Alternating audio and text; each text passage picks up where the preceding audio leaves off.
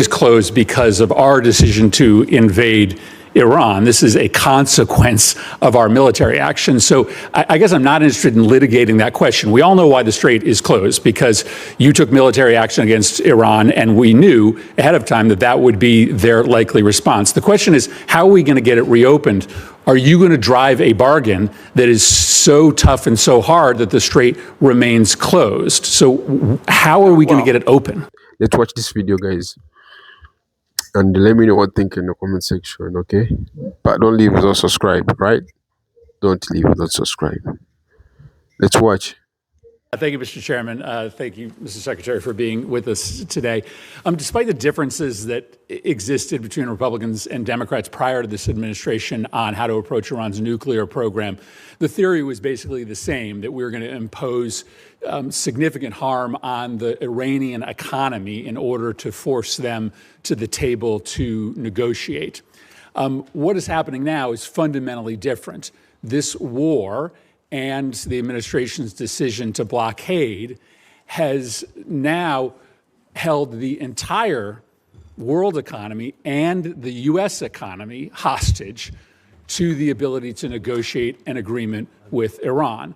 This is why the entire country is seized by the question of when there will be an agreement, because apparently until there is an agreement, the Strait of Hormuz remains closed.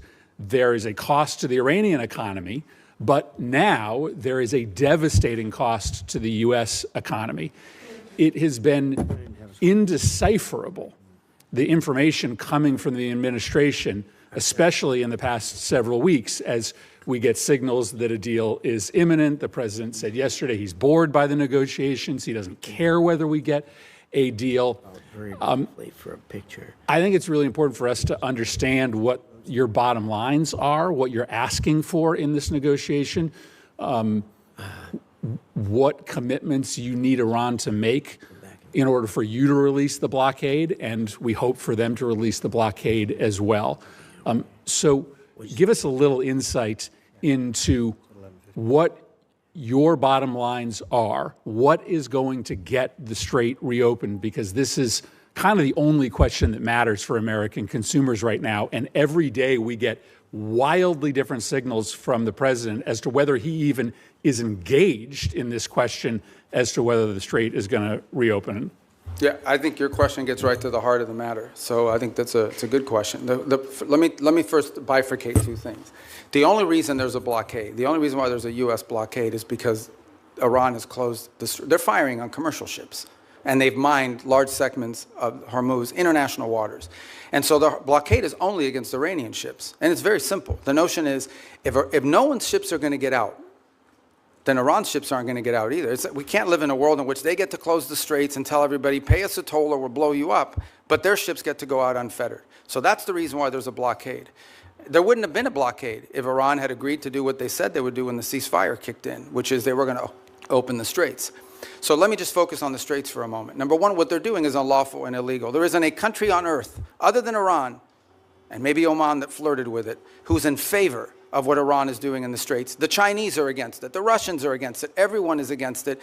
The whole world is against it. So condition number one is they have to reopen the straits. And reopening the straits means the following. Ships can sail through international waters the way they can do through other choke points around the world without being fired upon, without paying a toll. That's condition number one. But the strait is closed because of our decision to invade Iran. This is a consequence of our military action. So I guess I'm not interested in litigating that question. We all know why the strait is closed, because you took military action against Iran, and we knew ahead of time that that would be their likely response. The question is, how are we going to get it reopened?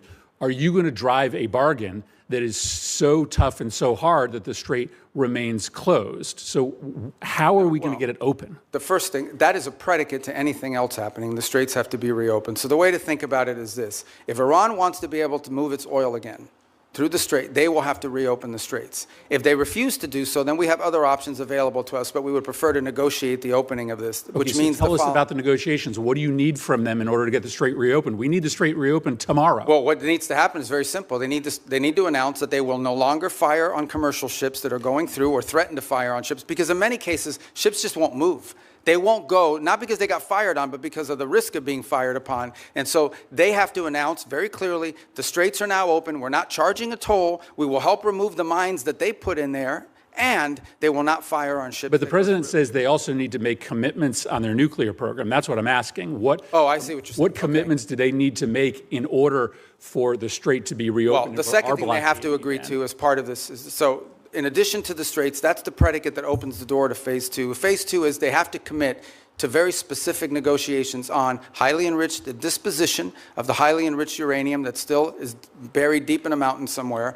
They have to agree on negotiating severe and long-term limitations and or cancellation of enrichment activity in their country. In the second phase of negotiations. Well, obviously, these are highly technical matters, so I don't think you could work those out in 5 days.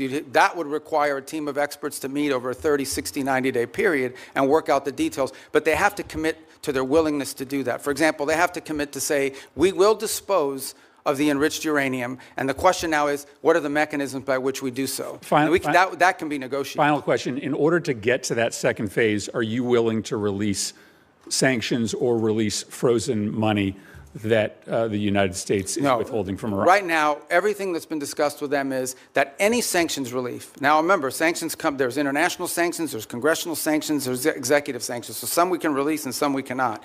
But any sanctions relief is condition-based, which means it has to be in return for the reason why those sanctions were put in place in the first place, which is their nuclear program. So yeah, look, Iran is being sanctioned because they enrich uranium. Iran is being sanctioned because they've highly enriched uranium. Iran is being sanctioned because of their nuclear activities. If they agree to give up those things, there will be sanctions relief associated with their commitment and compliance you will not give with those sanctions agreements. Relief just in exchange for reopening the strait. No, that's not been discussed. That's not been offered. All right, let's break down what Murphy established, what Rubio committed to, and what came after. First, the point Murphy made that Rubio didn't want to touch. Murphy's framing was direct. The strait is closed because of our decision to take military action against Iran, and we knew ahead of time that closing it would be their likely response. Rubio's answer? I'm not interested in litigating that question. Now, Rubio has a real counterpoint, and I'll give it to him. He says, the blockade exists because Iran is firing on commercial ships and mining international waters, that you can't let one country choke the strait and charge everyone a toll. That's fair. But notice what happened. Murphy said, we caused this. And the Secretary of State said, I don't want to argue about that. When the person in charge won't argue a point that usually tells you something. Then Murphy got him to lay out the actual terms. And this is the useful part. Rubio spelled out the deal in 2 phases. Phase 1. Iran has to reopen the strait, stop firing on ships, stop charging. Let me know what you think about that. See you in the next video. Peace out.